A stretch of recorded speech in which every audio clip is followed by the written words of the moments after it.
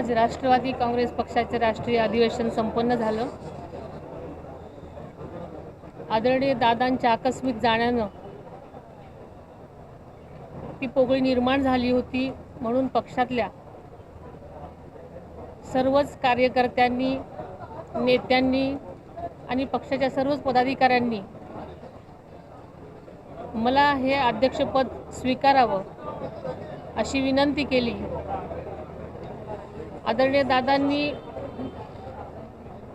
35 वर्ष काम करत असताना महाराष्ट्रातील प्रत्येक व्यक्ती एका कुटुंबासारखं त्यांनी जपलं होतं।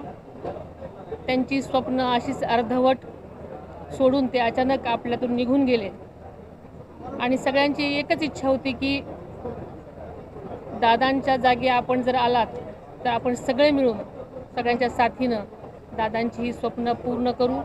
पक्षातल्या सगळ्यांचाच आग्रह आणि विनंती होती आणि ह्या सगळ्यांच्या मनामधला विश्वास आणि मला साथ देण्याची त्यांची हमी, या सगळ्याच गोष्टींमुळे मी हे आजचं पद स्वीकारलेलं आहे आणि आम्ही सगळेच मिळून संपूर्ण महाराष्ट्रासाठी, पक्षावाढीसाठी आणि पक्षातल्या सगळ्याच तळागाळातल्या लोकांपर्यंत त्यांच्या कल्याणासाठी झटण्याचं आम्ही आश्वासन दिलेलं आहे।